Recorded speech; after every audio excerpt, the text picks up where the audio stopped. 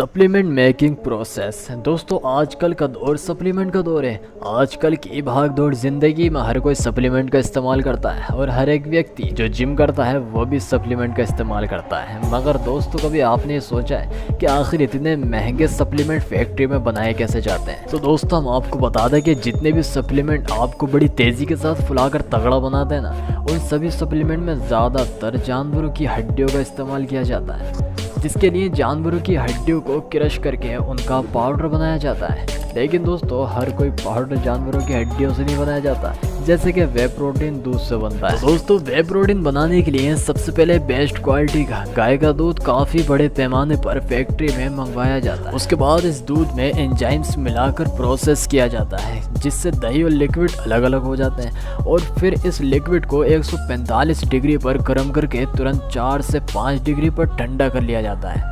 इस प्रोसेस को पास्चराइजेशन कहते हैं। ऐसा करने से इसमें मौजूद सभी बैक्टीरिया नष्ट हो जाते हैं और इसके बाद माइक्रोफिल्ट्रेशन और आयन एक्सचेंज की मदद से वे में मौजूद फैट और लैक्टोज को बाहर निकाल लिया जाता है। इसके बाद जो बचता है वो क्लियर वे प्रोटीन होता है, लेकिन अभी तक ये लिक्विड फॉर्म में है, इसलिए इसे एक ड्रायर में दिया जाता है। ड्रायर में लगी हॉट एंड कोल्ड एयर इसका पानी सुखाकर इसको पाउडर बना देती है, जिसके बाद हमें मिलता है 90% आय सॉलिड पाउडर। अब बारी आती है इसकी टेस्टिंग की, और टेस्टिंग में पास होने के बाद इनमें फ्लेवर ऐड किया जाता है, जिसके बाद इस पाउडर को इन डिब्बों में भरकर ढक्कन लगा दिया जाता है। और फिर अलग अलग कंपनी अपनी अपनी कंपनी के हिसाब से लेबल और डिटेल्स लगाकर इन डिब्बों को पैकिंग करके मार्केट में भेज देती है।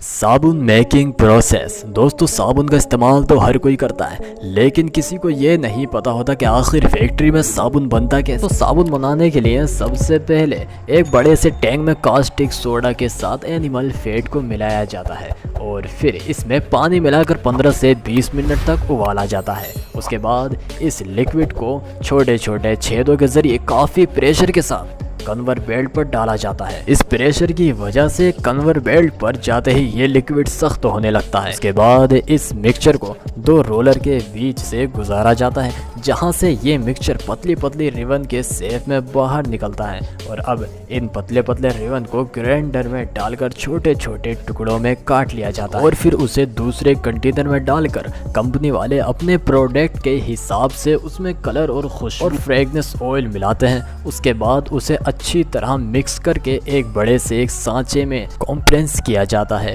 जिससे साबुन की लंबी लंबी बट्टी बाहर निकलने लगती हैं। और फिर एक कटर मशीन लंबी लंबी बट्टियों को छोटे छोटे हिस्सों में काट देती है। उसके बाद कंपनियां अपनी अपनी कंपनी के हिसाब से साबुन पर ब्रांडिंग करके उनको पैक कर देती हैं। किशमिश मेकिंग प्रोसेस। दोस्तों किशमिश खाने के कितने फ़ायदे हैं ये तो आपको मालूम ही होगा, लेकिन आपको ये मालूम है कि जो अंगूर हम बाज़ारों से ख़रीद करके लाते हैं उनसे किशमिश नहीं बनते। अगर आप उन अंगूरों को ला करके किशमिश बनाओगे तो वो सड़ जाएंगे, ख़राब हो जाएंगे। दोस्तों भारत में कावती और सुल्ताना यही 2 अंगूरों की किस्में हैं जिनसे किशमिश तैयार होती है। तो दोस्तों किशमिश बनाने के लिए सबसे पहले इन अंगूरों की बहुत बड़ी खेती की जाती है, और जब ये अंगूर पक जाते हैं तो अब बारी आती है इनकी हार्वेस्टिंग की, जिसके लिए वर्कर्स सभी अंगूरों के गुच्छों को तोड़ तोड़ कर कैरेट में भरते जाते हैं, जिसके बाद इन्हें गाड़ी पर लोड करके प्रोसेसिंग एरिया में लाया जाता है। फिर इन क्रेटों को बारी बारी से इथाइल ओलियट और पोटेशियम कार्बोनाइट के मिक्स में डुबाकर 4 से 5 मिनट तक छोड़ दिया जाता है। ऐसा करने से इनमें मौजूद सभी बैक्टीरिया खत्म हो जाते हैं और इन केमिकल की मदद से इन अंगूरों के सूखने की भी क्षमता बहुत तेज़ी से बढ़ जाती है और ये ख़राब भी नहीं होते। फिर इन अंगूरों को केमिकल में भिगोने के बाद इनको सुखाने के लिए एक बहुत बड़ा सेट बनाया जाता है और इस पर अच्छी तरीके से फैल भी जाते हैं। अंगूरों पर धूप लगने से ये ख़राब हो जाते हैं, सड़ जाते हैं, इसीलिए इन जालीदार वाले रूमों को छायादार बनाया जाता है। और फिर इन अंगूरों को 10 दिन सुखाने के बाद ये सल्फर प्रोसेस के लिए रेडी हो जाते हैं, जिसके लिए इन जालीदार रूमों को बंद कर दिया जाता है कि सल्फर पाउडर का धुआं बाहर ना जा सके।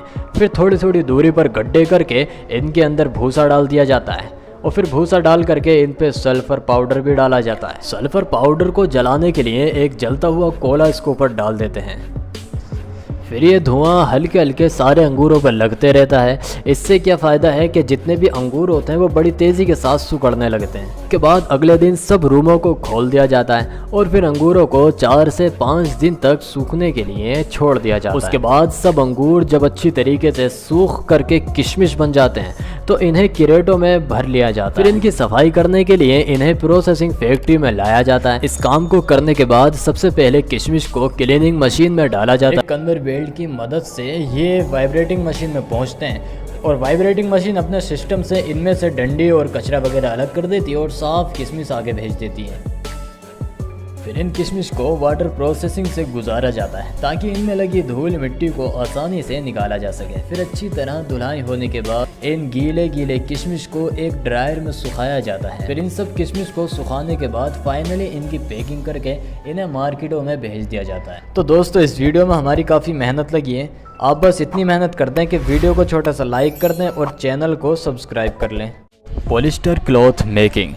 चलिए जानते हैं कि ख़राब प्लास्टिक से आखिर कपड़ा बनता कैसे है। देखिए दोस्तों, ख़राब प्लास्टिक से कपड़ा बनाने के लिए सबसे पहले दुनिया भर से ख़राब प्लास्टिक का मटेरियल फैक्ट्री में मंगवाया जाता है। उसके बाद इस ख़राब मटेरियल को कन्वेयर बेल्ट पर डालकर बहुत ज़्यादा ख़राब प्लास्टिक अलग कर दिया जाता है और फिर इन ख़राब प्लास्टिक के मटेरियल को एक क्रशर मशीन में डालकर क्रश किया जाता है। जिसके बाद इस बारीक प्लास्टिक को गरम पानी में डालकर उबाला जाता है और ये प्लास्टिक बिल्कुल साफ़ हो जाती है। तो एक छलने की मदद से इस प्लास्टिक को छान कर बाहर निकाल लिया जाता है। जिसके बाद इन प्लास्टिक को एक रोटेटिंग मशीन में डालकर ड्राई कर लिया जाता है और फिर इस ड्राई प्लास्टिक के पाउडर को इस मशीन में डाला जाता है, जहां से ये प्लास्टिक का पाउडर हाई टेम्परेचर से गुजरते हुए प्लास्टिक के लंबे लंबे थ्रेड की शेप में बाहर निकलता है। इसके बाद इसे हीट करके एक फाइबर बना लिया जाता है। यह फाइबर रुई की शेप में होता है। जिसके बाद इसे रुई से धागा बनाया जाता है और धागे से कपड़ा कैसे बनता है दोस्तों, ये तो आपको मालूम ही होगा।